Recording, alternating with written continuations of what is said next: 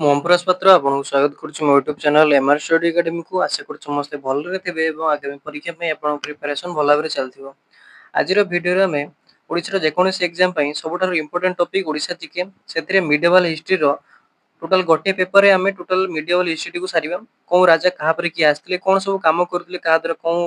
ମନ୍ଦିର ପ୍ରତିଷ୍ଠା ହେଇଥିଲା, କେଉଁ ରାଜା କେତେ ବର୍ଷ ପର୍ଯ୍ୟନ୍ତ ରାଜୁତି କରିଥିଲେ, ସବୁ ଗୋଟେ କେବଳ ପେଜରେ ହିଁ ସାରିବା। ଯଦି ଆପଣଙ୍କୁ ଫୁଲ୍ ନୋଟ୍ ଦରକାର ଅଛି ମୁଁ ଆପଣଙ୍କୁ ଟେଲିଗ୍ରାମ ଲିଙ୍କ ଡେସ୍କ୍ରିପ୍ସନ ଦେଇଦେବି, ସେଠି ଆପଣ ନେଇପାରିବେ, କିମ୍ବା ଏଇ ମାଇଣ୍ଡ ମ୍ୟାପଟି ଯଦି ଆପଣ ଚାହୁଁଛନ୍ତି ସେ ଟେଲିଗ୍ରାମ ଲିଙ୍କରେ ଜଏନ୍ ହେଇକି ମାଇଣ୍ଡ ମ୍ୟାପ ଦେଖିପାରିବେ। ତେଣୁ ଚାଲନ୍ତୁ ଫୁଲ୍ ଦେଖିବା। ଆପଣ ଭିଡ଼ିଓଟି ଫୁଲ୍ ଦେଖନ୍ତୁ, ତାହେଲେ ଜାଣିପାରିବେ ଯେ ଭିଡ଼ିଓ ଦେଖିବା ଦ୍ୱାରା ଆପଣ କ'ଣ କ'ଣ ଲାଭ ହେଉଛି। ତେଣୁ ଯିବା କ'ଣ ସବୁ ରହିଛି ଦେଖିବା। ପ୍ରଥମେ ହେଉଛି କ'ଣ, କୋଉ ରାଜା ବା କେତେ ମସିହାରୁ ବା କେତେ ଏଡିରୁ ଆମେ ଜାଣିଲୁ ଯେ ଏଇ ପାଖରୁ ଆମକୁ ପ୍ରମାଣ ମିଳିଛି କୋଉ ରାଜା ମାନେ ରାଜୁତି କରିଥିଲେ। ପ୍ରଥମେ ଆସିଲେ କ'ଣ ନା ସମବଂଶୀ ଡାଇନେଷ୍ଟି। ତେଣୁ ଆମ ହିଷ୍ଟ୍ରିକାଲ ଡାଟା ଅନୁସାରେ ପ୍ରଥମେ ସମବଂଶୀ ଡାଇନେଷ୍ଟି ପାଖରୁ ଆମର କ'ଣ ହେଇଥିଲା, ରାଜୁତି ମାନେ ରାଜା ମାନଙ୍କର କ'ଣ ମିଳିଥିଲା, ମାନେ ପତ୍ର ଲେଖାରେ ବା ଏଇଥିରୁ ମିଳିଥିଲା। ତେଣୁ କୁହାଯାଏ ଯେ 10th AD ପରେ କ'ଣ ହେଲା, ସେମାନେ ଡିକ୍ଲାଇନ୍ ହେଇଗଲା। ତେଣୁ ଯଦି କ୍ୱେଶ୍ଚନ ପଚାରେ ଯେ ଆମର ଓଡ଼ିଶାର ଫାଷ୍ଟ କୋଉ ଡାଇନେଷ୍ଟି ରାଜୁତି କରିଥିଲେ ନା ସମବଂଶୀ ଡାଇନେଷ୍ଟି। ସେମାନେ 10th ସେଞ୍ଚୁରୀ ମାନେ 10th ମାନେ କ'ଣ ହଜାରେ ପୂର୍ବରୁ ସେମାନେ କ'ଣ ହେଲେ ଡିକ୍ଲାଇନ୍ ହେଇଗଲେ। ତାଙ୍କ ପରେ ଆସିଲେ କିଏ ନା ଇଷ୍ଟର୍ଣ୍ଣ ଗଙ୍ଗ ଡାଇନେଷ୍ଟି ହେଲା। ତେଣୁ ପ୍ରଥମେ ସମବଂଶୀ ଡାଇନେଷ୍ଟି, ତାପରେ ଆସିଲେ କି ଇଷ୍ଟର୍ଣ୍ଣ ଗଙ୍ଗ ଡାଇନେଷ୍ଟି। ଏଟା ଟିକେ ପ୍ରିଣ୍ଟିଂ ମିସ୍ ହେଇଯାଇଛି, 1080 ନୁହେଁ, এটা হব কেতে না 1038 এডি রু কেতে হব না 1435 ହେଲା। ଏତିକି ପର୍ଯ୍ୟନ୍ତ ସେମାନେ କ'ଣ କରିଥିଲେ ନା ତାଙ୍କ ଡାଇନେଷ୍ଟିର ରାଜା ମାନେ ରାଜୁତି କରିଥିଲେ। ତେଣୁ ଦେଖିବା ଏବେ ଇଷ୍ଟର୍ଣ୍ଣ ଗଙ୍ଗ ଡାଇନେଷ୍ଟି କ'ଣ ସବୁ ରାଜା ମାନେ ରହିଥିଲେ ହେଲା। ତେଣୁ ଇଷ୍ଟର୍ଣ୍ଣ ଗଙ୍ଗ ଡାଇନେଷ୍ଟି ଯଦି ଆପଣ କହିବାକୁ ଗଲେ ତାଙ୍କ ଫାଉଣ୍ଡର କିଏ, ମାନେ କାହାଙ୍କ ଦ୍ୱାରା ଏଇ ଡାଇନେଷ୍ଟି ଗଙ୍ଗ ଡାଇନେଷ୍ଟିଟା ଷ୍ଟାର୍ଟ ହେଇଥିଲା, ହଉଛି କିଏ କରନ୍, ଲେଖିଦଉଛି ଟିକେ KAMARANBA କମରନବ। ଏମାନେ ଏଇ ଥିଲେ କ'ଣ ଇଷ୍ଟର୍ଣ୍ଣ ଗଙ୍ଗ ଡାଇନେଷ୍ଟିର କ'ଣ ଫାଉଣ୍ଡର। ଏଇ ରାଜାଙ୍କ ସମୟରେ କ'ଣ ହେଇଥିଲା, ସବୁ ଯୋଉ ଜଗନ୍ନାଥ ଟେମ୍ପଲ ଦେଖନ୍ତୁ, କୋଣାର୍କ ଟେମ୍ପଲ ଦେଖନ୍ତୁ, ସବୁ ଆର୍କିଟେକ୍ଚର ଯେତେ ସବୁ ଆମର ଓଡ଼ିଶାରେ ଦେଖୁଛନ୍ତି ସବୁ ଏଇ କ'ଣ ଇଷ୍ଟର୍ଣ୍ଣ ଗଙ୍ଗ ଡାଇନେଷ୍ଟିରେ କ'ଣ ହେଇଥିଲା ତିଆରି ହେଇଥିଲା। ଆଉ ଗୋଟେ ଇମ୍ପୋର୍ଟାଣ୍ଟ କାମ ହେଇଥିଲା, capital shifted from Kalinga Nagar to Abhinava Varanasi Cuttack ହେଲା। ମାନେ ଆଗରୁ ଆମର ଏଇ ଯୋଉ ସମବଂଶୀ ଡାଇନେଷ୍ଟି ସମୟରେ କ'ଣ ହେଇଥିଲା ନା କ୍ୟାପିଟାଲ ଥିଲା କଳିଙ୍ଗ ନଗର ହେଲା। ତାପରେ ଏଇ ଯୋଉ ଇଷ୍ଟର୍ଣ୍ଣ ଗଙ୍ଗ ଡାଇନେଷ୍ଟି ସମୟରେ ସେଟା ଅଭିନବ ବାରାଣସୀ କଟକ, ଯେବେ ଏବେ କି ସେଟା ଚିଲିକାରେ ରହିଛି, ମାନେ ସେଇ ଜାଗାଟା ସେଇଠି କ'ଣ ହେଇଥିଲା ଆମର କ୍ୟାପିଟାଲଟା ସିଫ୍ଟ ହେଇଥିଲା। ତେଣୁ କହିଥିଲି ଆପଣଙ୍କୁ ଯେ ଗଙ୍ଗ ଡାଇନେଷ୍ଟିର ଫାଉଣ୍ଡର କିଏ ରହିଲେ। ତାପରେ ଦେଖିବା ତାଙ୍କର ରାଜା ମାନଙ୍କ ବିଷୟରେ କିଏ ସବୁ ରହିଲେ, ଯେ ଆମର କୋଉ କୋଉ ରାଜା ମାନେ ଆସିଥିଲେ। ପ୍ରଥମେ ତ ଫାଉଣ୍ଡର ଆପଣ ଦେଖିଲେ, ତାପରେ ଦେଖିବା ପପୁଲାର ରାଜା। ଫାର୍ଷ୍ଟ ହେଲେ କିଏ ନା ଅନନ୍ତ ବର୍ମନ ବିଜୟରାଷ୍ଟ୍ର ଆମର ପଞ୍ଚମ ହେଲା। এটা 98 ନୁହେଁ, 1098 ନୁହେଁ, এটা 1038। এটা ଟିକେ ପ୍ରିଣ୍ଟିଂ ମିସି ପରେ ଦେଖିଦେବା ଆମେ ଟାଇମ ଲାଇନ ଅନୁସାରେ କେବେ କିଏ ହେଇଥିଲେ, ଏଇଟା ଦେଖିଦେବେ ଟିକେ। ତେଣୁ ସିଏ କ'ଣ ହେଇଥିଲେ ନା ସମବଂଶୀକୁ ହରେଇଥିଲେ କିଏ, ଏଇ ଯୋଉ ଅନନ୍ତ ବର୍ମନ ବିଜୟରାଷ୍ଟ୍ର ହେଲା। ଆଉ ହରେଇକି ସେ କ'ଣ କରିଥିଲେ ନା ନିଜକୁ କ'ଣ ମହାରାଜାଧିରାଜର ନିଜକୁ ଡିକ୍ଲେୟାର କରିଥିଲେ। ଯଦି କ୍ୱେଶ୍ଚନ ପଚାରେ ଯେ ଆମର କିଏ ଓଡ଼ିଶାର କୋଉ ରାଜା ଯେ ନିଜକୁ ମହାରାଜାଧିରାଜ ବୋଲି ଡିକ୍ଲେୟାର କରିଥିଲେ, କ'ଣ ହବ ଅନନ୍ତ ବର୍ମନ ପଞ୍ଚମ ହେଲା। ଆଉ କ'ଣ ତାଙ୍କୁ ସେ ନିଜକୁ କ'ଣ ଟାଇଟଲ ଆଉ ଗୋଟେ ଦେଇଥିଲେ, ମାନେ ଲୋକମାନେ ଦେଇଥିଲେ ତାଙ୍କୁ କ'ଣ ନା ତ୍ରିକଳିଙ୍ଗାଧିପତି ହେଲା। ତେଣୁ ୟାଙ୍କ ଦୁଇଟା ଟାଇଟଲ ଥିଲା, ଗୋଟେ ହଉଛି ମହାରାଜାଧିରାଜ ଯିଏକି ସମବଂଶୀ ଡାଇନେଷ୍ଟିକୁ ହରେଇକି ରାଜା ହେଇଥିଲେ, ସେଇଥିପାଇଁ ମହାରାଜାଧିରାଜ। ଆଉ ଗୋଟେ ଲୋକମାନେ ତାଙ୍କୁ ଟାଇଟଲ ଦେଇଥିଲେ କ'ଣ ନା ତ୍ରିକଳିଙ୍ଗାଧିପତି ହେଲା। ତ୍ରିକଳିଙ୍ଗାଧିପତି ଇମ୍ପୋର୍ଟାଣ୍ଟ, ଏବେ ବି କ୍ୱେଶ୍ଚନ ପଡୁଛି ଏବେ ଏଇ ଟାଇପର ହେଲା। ତେଣୁ ତାପରେ ଆସିବେ କିଏ ନା ଅନଙ୍ଗ ଭୀମଦେବ ତୃତୀୟ ହେଲା। ଅନଙ୍ଗ ଭୀମଦେବ ତୃତୀୟ କେତେ ନା 1238 ପର୍ଯ୍ୟନ୍ତ ଏଡି ପର୍ଯ୍ୟନ୍ତ ରହିଥିଲେ। ଏଟା ସେତେ ଇମ୍ପୋର୍ଟାଣ୍ଟ ନାହିଁ, ଫାର୍ଷ୍ଟ ଖାଲି କୋଉ ମାନେ କୋଉ ଡାଇନେଷ୍ଟି ଆରମ୍ଭ ହେଇଥିଲେ ସେଟା ଦେଖିତେ। ଏତେ ମସିହା ଆପଣ ମନେ ରଖି ପାରିବେନି, ଯଦି ମନେ ରଖି ପାରୁଛନ୍ତି ତ ମନେ ରଖିପାରିବେ, ନହେଲେ ଏତେ ଇମ୍ପୋର୍ଟାଣ୍ଟ ନାହିଁ ହେଲା। ତେଣୁ ଇଏ କ'ଣ କରିଥିଲେ, ଯୋଉ ଅନଙ୍ଗ ଭୀମଦେବ ତୃତୀୟ, ୟାଙ୍କ ସମୟରେ କ'ଣ ସବୁ ହେଇଥିଲା ନା construct the temple of lord Purushottama Deva ହେଲା। ଏଇ ଯୋଉ ପୁରୁଷୋତ୍ତମ ମନ୍ଦିରଟାକୁ ସିଏ କ'ଣ କରିଥିଲେ, ତିଆରି କରିଥିଲେ। ଏଇଟା ଇମ୍ପୋର୍ଟାଣ୍ଟ ଅଛି, ଏବେ କ୍ୱେଶ୍ଚନ ଏଇଗୁଡା କ୍ୱେଶ୍ଚନ ପଡୁଛି ଯେ ପୁରୁଷୋତ୍ତମ ମନ୍ଦିରଟାକୁ କିଏ କନଷ୍ଟ୍ରକ୍ଟ କରିଥିଲେ ନା ହଉଛି କିଏ ଅନଙ୍କ ଭୀମଦେବ ତୃତୀୟ। ଆଉ କ'ଣ ଅନନ୍ତ ବାସୁଦେବ ଟେମ୍ପଲ ବି ସେ ବିଲ୍ଡ କରିଥିଲେ, ଦୁଇଟା ଟେମ୍ପଲ, ପୁରୁଷୋତ୍ତମ ମନ୍ଦିର ଆଉ ଅନନ୍ତ ବାସୁଦେବ ମନ୍ଦିର ଦୁଇଟି ତିଆରି କରିଥିଲେ। ଆଉ ଯୋଉ ଫାର୍ଷ୍ଟ କହିଥିଲି ଏଇ ଡାଇନେଷ୍ଟିରେ କ'ଣ ହେଇଥିଲା, ଯୋଉ ଆମର କଳିଙ୍ଗ ନଗରରୁ ଅଭିନବ କଳିଙ୍ଗ ଯୋଉ ଯୋଉ ଆମର କ୍ୟାପିଟାଲ ସିଫ୍ଟ ହେଇଥିଲା, କିଏ କରିଥିଲେ ଏଇ ଯୋଉ ଅନଙ୍ଗ ଭୀମଦେବ, ତାଙ୍କରି ସମୟରେ ହେଇଥିଲା। କ୍ୱେଶ୍ଚନ ପଚାରେ କୋଉ ରାଜା ଆମର କ୍ୟାପିଟାଲଟା କଳିଙ୍ଗ ନଗରରୁ ଅଭିନବ ବାରାଣସୀ କଟକ ସିଫ୍ଟ କରିଥିଲେ, ଅନଙ୍ଗ ଭୀମଦେବ ତୃତୀୟ ହେଲା। ଏତିକି ରହିଲା। ତାପରେ ଆଉ ଗୋଟେ ରାଜା ୟାଙ୍କ ପରେ ଆସିବେ କିଏ ନା ଭୀମଦେବ ପ୍ରଥମ ଭୀମଦେବ ପ୍ରଥମ କେତେ ମସିହାରେ ହେଇଥିଲେ ନା 1278 ହେଲା ମସିହାରେ ମାନେ ତାଙ୍କର ରାଜୁତି କାଳ ସରିଥିଲା। ଆଉ ସେ କଣ ହେଇଥିଲା ଇନଫ୍ଲୁଏନ୍ସ ବାଇ ଦ ମାଧବାଚାର୍ଯ୍ୟ ଯିଏ କି ଓଡିଶାର ପ୍ରଥମ ଗଭର୍ଣ୍ଣର ବୋଲି ଜଣାଯାଏ, ଯିଏ କି ଏପଏଣ୍ଟ କରିଥିଲେ କିଏ ଏ ଯୋଉ ଭୀମଦେବ ପ୍ରଥମ ମାଧବାଚାର୍ଯ୍ୟକୁ କଣ କରିଥିଲେ ପ୍ରଥମ ଓଡିଶାର ଗଭର୍ଣ୍ଣର ଭାବେ ଏପଏଣ୍ଟ କରିଥିଲେ ହେଲା। ଏତିକି ଥିଲା ଆମର ଗଙ୍ଗ ଡାଇନେଷ୍ଟିର କଣ ତାଙ୍କର ସବୁ ନୋଟେବୁଲ ରାଜାମାନଙ୍କ ବିଷୟରେ। ଆଉ ଆର୍କିଟେକ୍ଚର ଆପଣଙ୍କୁ କହିଥିଲି ଯୋଉ ତାଙ୍କର ମନେ ରଖିଥିବେ ଯେ ଯୋଉ ତାଙ୍କ ସମୟରେ ଯୋଉ ମନ୍ଦିର ଗୁଡାକ ତିଆରି ହେଇଥିଲା, ମାନେ ଆପଣ ଦେଖନ୍ତୁ ଜଗନ୍ନାଥ ମନ୍ଦିର, କୋଣାର୍କ ମନ୍ଦିର ହେଲା, ସବୁଥିରେ କୋଉ ଷ୍ଟାଇଲ ହେଇଥିଲା ନା ନଗର ଷ୍ଟାଇଲ, ମାନେ ତାଙ୍କର ବିଲ୍ଡିଂ ସବୁ ଯେମିତି ନଗର ଟାଇପ ର ଦେଖାଯାଉଛି ସେଗୁଡାକ ଦେଖାଯାଇଥିଲା। ଆଉ କଣ ତାଙ୍କର ହଉଛି ରେଖା ମାନେ ହଉଛି କଣ ଶିଖର ଷ୍ଟାଇଲ, ମାନେ କଣ ଗୋଟେ ପଥର ଥିବ ଏମିତି ଛୋଟ ଛୋଟ ହେଇକି ଲାଷ୍ଟ ଗୋଟେ ଶିଖର ଥିବ, ଏମିତି ଧର ଏପଟୁ ପଥର ପଥର ପକେଇ ପକେଇ ଲାଷ୍ଟ ଗୋଟେ ଶିଖର ଥିବ, ଏମିତି କିଛି ଥାଏ। ଏମିତି ଦେଖିବେ ମନ୍ଦିର ଏମିତି ଏମିତି ହେଇଥିବ ତା ଉପରେ ସମାନ ଥିବ, କିନ୍ତୁ କିଛି ମନ୍ଦିର କଣ ଥାଏ ଏମିତି ଆମର ଓଡିଶାରେ ସାଧାରଣତଃ ଏଇଭଳିଆ ମନ୍ଦିର ଶିଖର ମନ୍ଦିର ଦେଖାଯାଏ, ଯେମିତି କି ଏମିତି ବେସ୍ ଟା ବହୁତ ବଡ ଥିବ, ତାପରେ ଆସ୍ତେ ଆସ୍ତେ ପଥର ପକେଇ ପକେଇ ପକେଇ ଉପରଟା ଛୋଟିଆ ଥିବ, ସେଇଟା କଣ କହିବେ ଶିଖର ଷ୍ଟାଇଲ ହେଲା। ଏଇଟାଟେ ମାନେ ଗଙ୍ଗ ଡାଇନେଷ୍ଟି ସମୟରେ ଏଇଭଳିଆ ମନ୍ଦିର ତିଆରି ହଉଥିଲା। ଆଉ ଗୋଟେ ହଉଛି କଣ ନା ମଣ୍ଡପସ, ମାନେ କଣ ଗୋଟେ ଲାର୍ଜ ହଲ୍ ଥିବ। ଆପଣ ଜଗନ୍ନାଥ ମନ୍ଦିର ଦେଖନ୍ତୁ ନାଟ ମଣ୍ଡପ ଯେମିତି ଗୋଟେ ବଡ ହଲ୍ ଆକାରରେ ସେମାନଙ୍କର ମନ୍ଦିରରେ ହଉଥିଲା ଏଇ ଯୋଉ ଗଙ୍ଗ ଡାଇନେଷ୍ଟି ସମୟରେ। ମନେ ରଖିଥିବେ ବେଳେବେଳେ କ୍ୱେଶ୍ଚନ ପରେ କୋଉ ଡାଇନେଷ୍ଟି ସମୟରେ ଯୋଉ ଆମର ମଣ୍ଡପ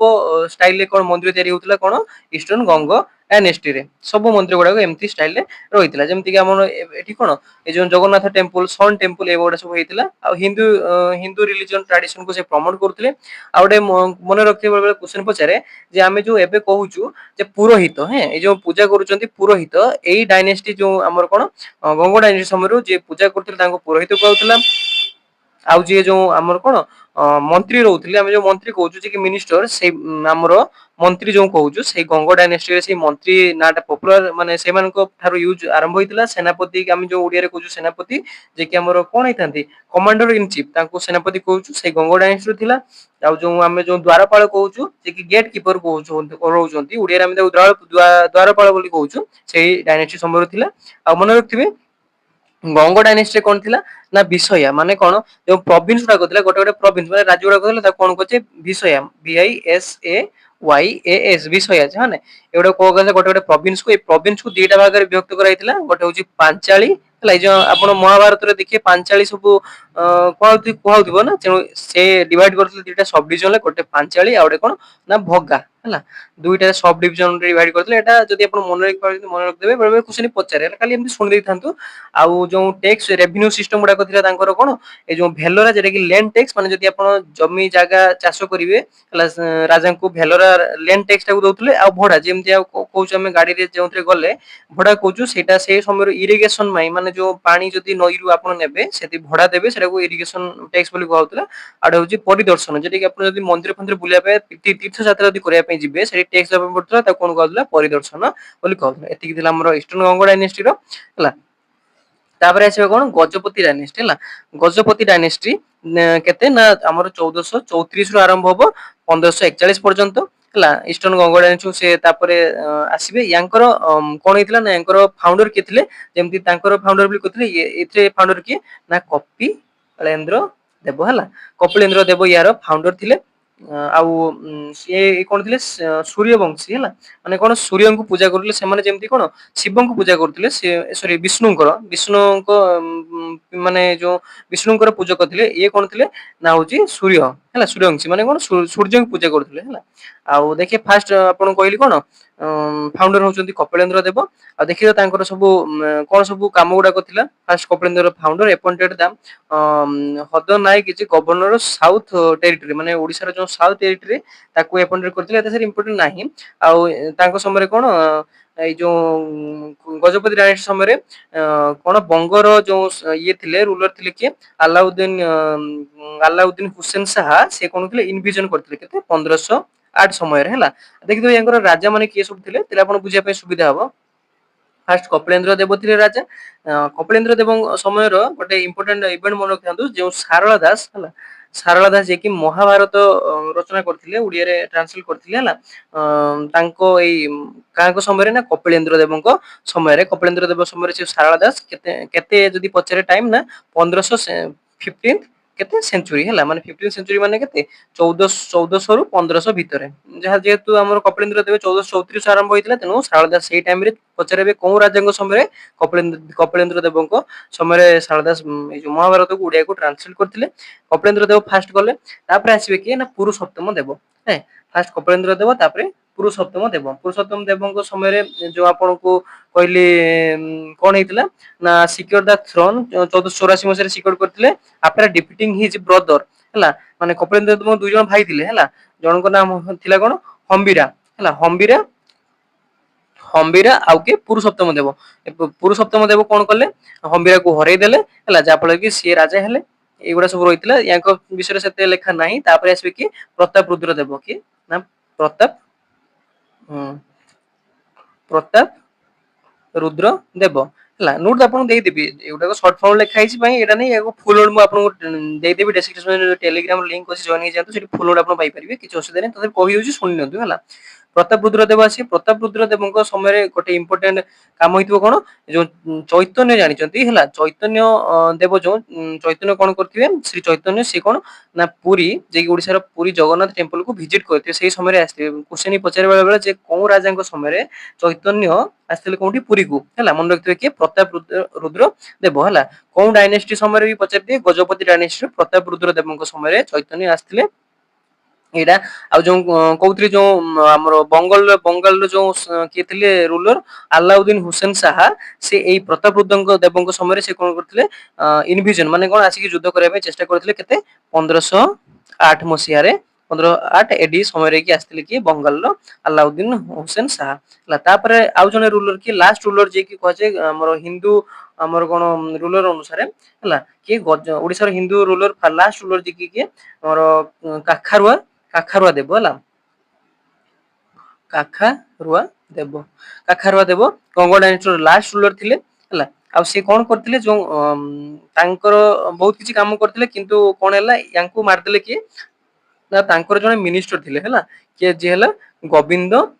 विद्याधर हला गोविंद विद्याधर जे कि तांको मिनिस्टर थिले से कोन करथिले ए जो काखारुआ देवଙ୍କୁ मार देले तापर तांको डायनेस्टी कोन ना भोई डायनेस्टी हला भोई डायनेस्टी या पर पडिबा भोई डायनेस्टी एस्टैब्लिश करथिले मन रखिदा जदि आपन क्वेश्चन पचारे बेला बेला जे हमरो ओडिसा रो लास्ट हिंदू रूलर बडी काहा को छै ना काखारुआ देव जे कि गजपति डायनेस्टी लास्ट रूलर भी रहिथिले एतिक मन रहिले तापर एस्टैब्लिश करिवे के गोविंद विद्याधर जे कि भोई डायनेस्टी एस्टैब्लिश करिवे केते 1541 रु 1700 1700 हबनी टिके भूल हे जाई छै हला हबो केते ना 1558 हला 1558 एडी पर्यंत रहिबो जे कि तांको मिनिस्टर थिबे मार देला परे ए जो भोई डायनेस्टी जो बेले पचारे जे हमर फाउंडर किए ना गोविंद विद्याधर हला आउ सी जेतले राजा हेबे सेते स्ट्रांग राजा नथिबे तेनो सेत पे कोन करे जिवो ना तांकर राज्य भितरे लोक मानक भितरे माने राजांक प्रति कोन हे जिवो रिबेलियन सब स्टार्ट हे जिवो आ पाखा पाखी राजा माने भी जेहेतु राजा दुर्बल थिबे पाखा पाखी राज्य मानक रे मध्ये कोन हबो हमर स्ट्रगल आरंभ होई जो किंगडम आ सुल्तान भितरे सब एम्ति आरंभ होई जिवो जेहेतु याक भितरे एम्ति सेम्ति किछि नाही हला एम्ति सब आरंभ होबो तापर गोटे खाली से तांकर गोटे भलो माने इंपोर्टेंट इवेंट गोटे मन रखथांतु कोन हेतिबो से साइन करथि गोटे ट्रीटी कहउची कोन ना sultan of Golconda sultan of Golconda सहित गोटे ट्रीटी साइन करथिबे एटा गोटे माने इंपोर्टेंट इवेंट थिबो सेते किछि नाही आउ कोड या पर कोन हबो जेहेतु ये कोन करथिबे ना तांको राजा को मार दिथिबे तनु यांको भी कोन करा जिवो यांकर जने मिनिस्टर थिबो कि मुकुंद देव हला मुकुंद देव कोन करबे ये मिनिस्टर थिबे कार ए जो हमर भोई डायनेस्टी दी जण राजा थिबे माने लास्ट को ए गोविंद विद्याधर नुहे या परे राजा थिबे तांको मुकुंद देव तांको मिनिस्टर थिबे ये मुकुंद देव कोन करबे से जो राजा थिबे दी जण तांको मार देबे हला तेनो ए सेडु भोई डायनेस्टी कोन हिजबो सरजु केते मसे जति पचारे 1560 सेते पचारेनी हला तेनो मुकुंद देव कोन कर दे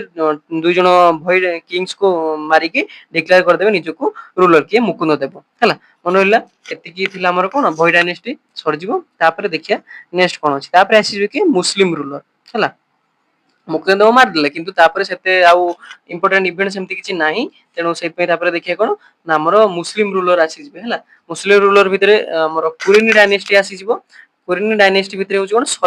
सलमान खान कुरेनी हला सलमान खान कुरेनी आस्थिबे जे कि मुकुंद देव को कौन करिए मारदेवे जे कि 1568 मसीह Sulaiman Karrani launched an attack on the Khordha जेतेले कि हमर जो मुकुंद देव आपण कहले से खोर्धा रे राजनीति करथुवे 1560 रे से जीतिथिवे किंतु 1500 केते 68 समय रे कोन हबो ए जो मुस्लिम रूलर सुलेमान खान कुरेनी से कोन खोर्धा को अटैक कर देबे जार रिजल्ट कोन मुकुंद देवकर डेथ हे जिवो आ Odisha come under the Muslim ruler हला तेनु हमर कहिया को बोले लास्ट हिंदू रूलर जदि आपण मुकुंद देव ऑप्शन थियो मुकुंद देव मार दे परिबे किछि नै जो आपण कखर देवी कहथिले नहले मुकुंद देव लास्ट रूलर हे परिबे जदि ऑप्शन थियो मुकुंद देव भी हे परिबो हला मन रखथिबे एटा टिके देखिबे ऑप्शन ले तेणु सेठु आरंभ हो कार ना मुस्लिम रूलर ओडिसा रे फास्ट रूलर मुस्लिम रूलर के थिबे सुलेमान कुरेनी जे कि कुरेनी डायनेस्टी बोली कहै छै आरंभ हो जिवो केते 1568 मसेरु आ ए जो Sulaiman Karrani who was the sultan of Bengal तापर सुल्तान बंगाल रो हिजबे हला एति की तापर देखबो कोन अछि से 1506 repeated the battle of Raja Mahal bye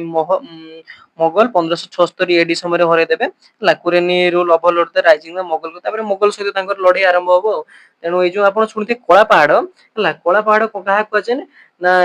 ए जो कला पहाड़ इज अ हिंदू जनरल माने जो हमर सुलेमान कुरेनी आसीथिबे सेही समय रे तांकर जने जनरल माने जो कोन कहती सेनापति हिसाब रे के थिबे ना कला पहाड़ हला जे कि कोन थिबे हिंदू रूलर थिबे माने हिंदू लोक थिबे तांको कोन कला पहाड़ कहउथिबो हला कला पहाड़ को विषय यदि आपण स्टोरी देखिबे सेमी छोट स्टोरी अछि से छोट थिला बेले गोटे कोन एम्ति मुस्लिम लोक घरे तांको भूख लागथियो खाइ दिथियो बोली तांको हिंदू लोक माने सेमती कोन कहबे जे तू ये जेछु तेनो सेत पे सी रागी कोन करबे सब जेतले कुरेनी तांको निजर सेनापति कर देबे तापर से ओडिसा को अधिकार कर साला परे जते सब ओडिसा रो मंदिर माने थिबे हिंदू मंदिर से सब भांगुथिबे तेणु जिते से आसते भांगिया ये जो मुकुंद देव थे सी कौन करते पुरी मंदिर को भांगिया आसते सी कौन करेंगे पुरी मंदिर को लुचेई देवे माने किसी कपड़ा का पकईकी कौन कर लुचेई देवे जहाँफल कि पुरी मंदिर को सी बंचाई देते तेणु ये कलापाड़ किए थे कलापाड़ बहुत पिलांकर डाउट रही है कलापाड़ माने सुलेमान कुरेनी ना सुलेमान कुरेनी को जड़े जनरल थे किए आमर कला पहाड़ है मन रहा जो सुलेमान कुरेनी पुओ किए थे आमर दाऊद खान कुरेनी है किए दाऊद खान कुरेनी दाऊद खान कुरेनी आसबे हला he was the son of Sulaiman Karrani he fight battle of Tukaroi against Mughal तेनु तांको हरे देबे लास्ट रे हरे देकी ट्रीटी कर देकी 1576 मसिया रे कोन मुस्लिम रूलर पळी जिवे तापर आसी जिवे के मोगल रूलर हला मुगल रूल आसी जिवे तेणु एबे देखिया मुगल रूल आरंभ हुए 1576 मसिया रे आपण कहिदली ए जो मुस्लिम रूलर हारी जिवे 1576 मसिया रो ओडिसा रे कोन मुस्लिम सॉरी मुगल रूल आरंभ होई जिवो हैला तेणु फास्ट किए थे आमर जनरल राजा मानसिंह है अकबर सेनापति जी थे आसिकी ओडिसा रे से इनिशिएट करिवे आमर मुगल रूल टाको ओडिसा डिवाइड इनटू सेवरल साकार माने अकबर अंडर रे कोन हेतिबो ओडिसा को बहुत राको साकार हला साकार से डिवाइड कर देथिबे किए ए जो आमर राजा मानसिंह आ Jahangir made Odisha as a separate subah Jahangir को समय रे कोन कर देबे जहांगीर गोटे ओडिसा को सेपरेट गोटे प्रोविंस डिक्लेयर कर देबे हला जेटा कि सूबा कहआ जाय हला एटा थिला आ Shahjahan and Aurangzeb also appointed governor तापर कोन करबे आस्ते आस्ते जेतले शाहजहां औरंगजेब आसीबे से माने गवर्नर सो अपॉइंट करबे ओडिसा रे गोटे सब रहिला कंस्ट्रक्ट द मुस्लिम मोनुमेंट जेमति कि बहुत किछि ओडिसा रे अछि मुस्लिम मोनुमेंट गुडा को से ए जो मोगल एम्पायर मान अछंती से माने ए करिवे हला एटा सब रहिला तापर देखिया मोगल सब गवर्नर माने के सब इंपोर्टेंट थिले राजा मानसिंह तो फास्ट थिले मोगल मानकर आरंभ रे तापर आसीबो कल्याणी माल आ मोहम्मद बकर खान आ जमन तोरेन ए माने सब इंपोर्टेंट सब थिले हला एटा सब थिबो तापर देखिया औरंगजेब समय कोन हेतिबो ना after the Mughal war succession 1569 मसिया रे Aurangzeb become the empire his Odisha रे आ खान ए जो खान ई दुरानी 1660 रे 1667 मसिया रे was appointed as the governor of Odisha आ एटा सब रहितला आ ही डिफीटेड सेवरल रिबेलियन तापर जो मुकुंद देव कहतले तांकर पो सब थी जेमति कि मुकुंद देव I the king of Khordha तांको भी हरे देथिबे जो हमर कोन कहली मोगल रूलर माने तापर आसी जिवो किए मराठा रूल है मराठा रूल केते हिजबो मा मिड 18th सेंचुरी रो लेट 18th सेंचुरी भितरे मराठा माने आसीबे मराठा मानकर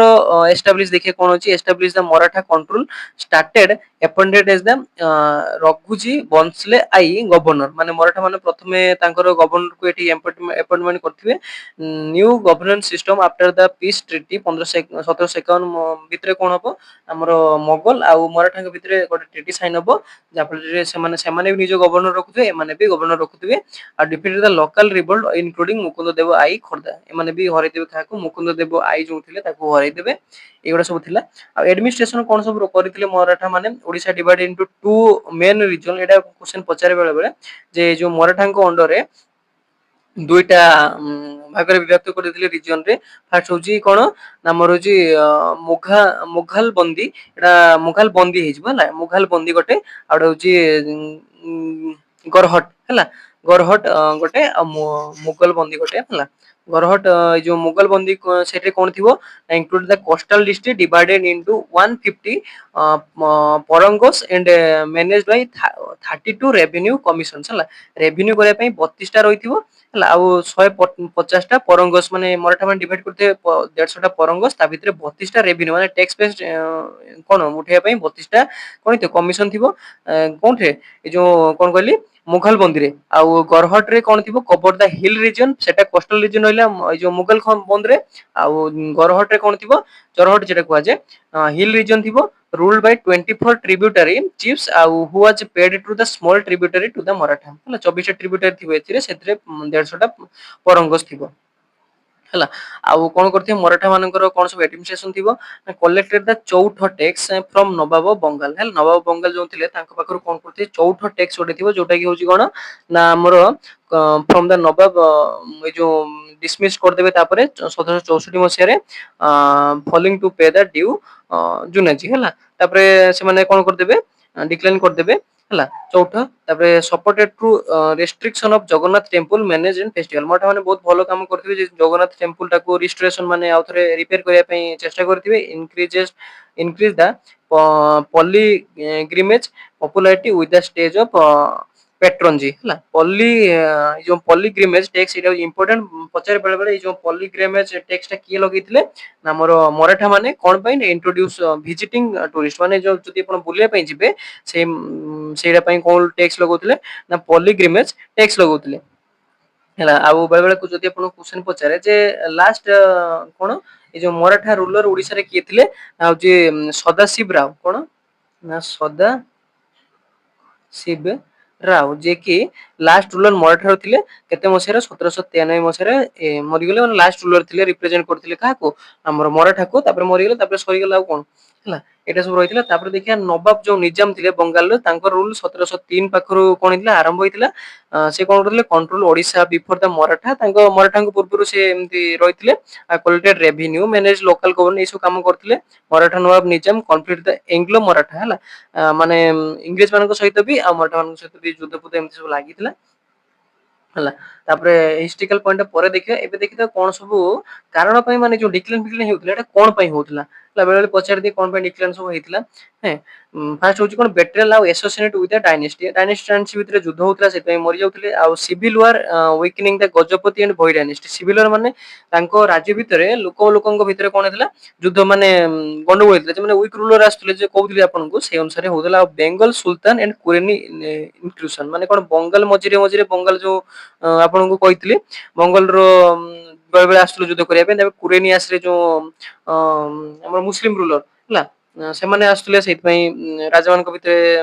ମାନେ କଣ ହରି ଯାଉଥିଲେ ମରିଯାଉଥିଲେ ଏମିତି ସବୁ ହଉଥିଲା Mughal conquest and administration changes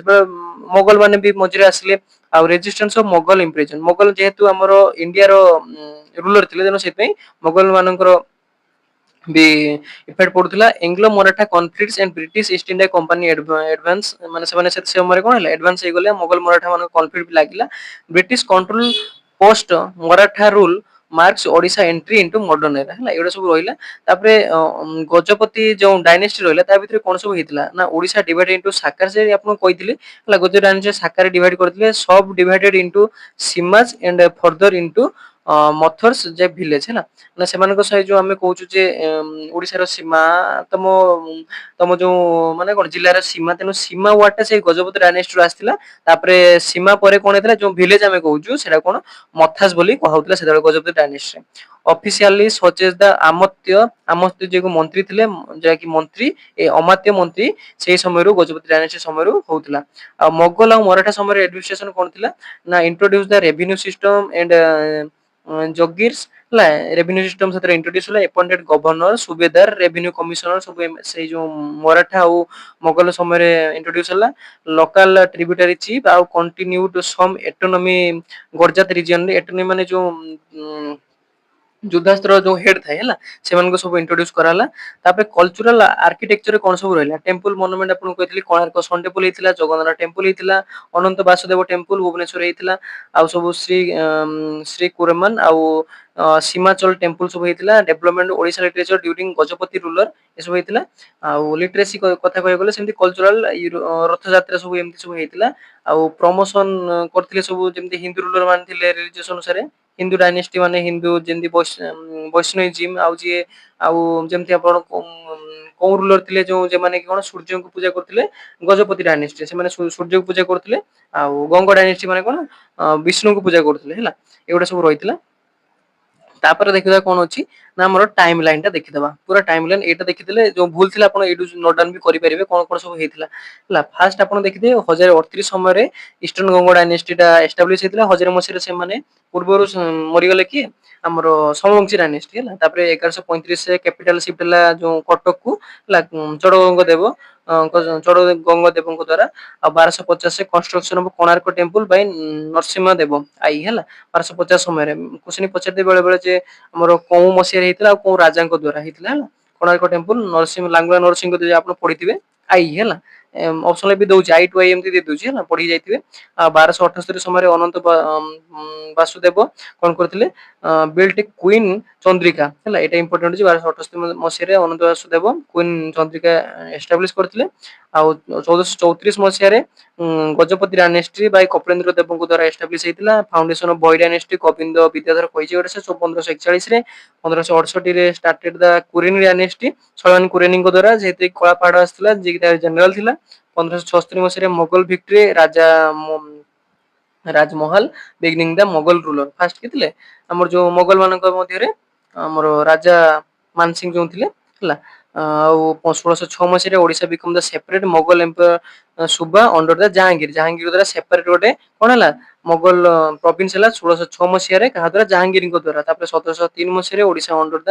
Nawab Nizam ବଙ୍ଗାଲଙ୍କ ଅଣ୍ଡର ରହିଲା ତାପରେ 1571 ମସିହାରେ ମରାଠା କଣ୍ଟ୍ରୋଲ ଆରମ୍ଭ କଲେ ଆଉ 1793 ମସିହାରେ ମରାଠା ପୁରା କଣ ହେଲେ ରିପ୍ରେଜେଣ୍ଟେଡ ଇନ ଓଡିଶା 1793 ମସିହାରେ ତେଣୁ ଏତିକି ଥିଲା ଆଉ ଯଦି ଆପଣ ଫୁଲ ନୋଟ ଦରକାର ଅଛି ଯଦି ମସିହା ପସିହା ସେତେ ଇମ୍ପୋର୍ଟାଣ୍ଟ ନାହିଁ ଯଦି ଆପଣ ଦରକାର ଅଛି ଆପଣ ଡେସକ୍ରିପସନ କୁ ଯିବେ ସେଠି ଗୋଟେ ଟେଲିଗ୍ରାମ ର ଲିଙ୍କ ଥିବ ସେ ଟେଲିଗ୍ରାମ ରେ ଆପଣ ଯଦି ଜଏନ ହେଇ ଚାହୁଁଛନ୍ତି ତାହେଲେ ଫୁଲ ନୋଟ ପ୍ଲସ ଏ ମାଇଣ୍ଡ ମ୍ୟାପ ଟା ବି ମୁଁ ସେଠି ଅପଲୋଡ କରୁଛି ଆପଣ ସେଠି ପାଇପାରିବେ ଆଉ ପୂର୍ବ କ୍ଲାସ ଆପଣ ଦେଖିନିଅନ୍ତୁ ଆମର ଏନସିଏଣ୍ଟ ହଉ ମଡର୍ନ ହଉ ସେଟା ସରିଯାଇଛି ଫ୍ରିଡମ ଷ୍ଟ୍ରଗଲ ସରିଯାଇଛି ଅଲଗା ବି ଯଦି ଆପଣ ଦରକାର ଅଛି ଟେଲିଗ୍ରାମ ଜଏନ ହେଇଯାନ୍ତୁ ନୋଟ ସେଠି ପ୍ରୋଭାଇଡ କରିଦେଇଛି ତେଣୁ ଆଜି ପାଇଁ ଏତିକିରେ ରଖିବି ନୂଆ ଗୋଟେ ଟପିକ ରେ ଆପଣଙ୍କ ସହିତ ଦେଖା ହବ ଏତେ ପର୍ଯ୍ୟନ୍ତ ରହୁଛି ଧନ୍ୟବାଦ।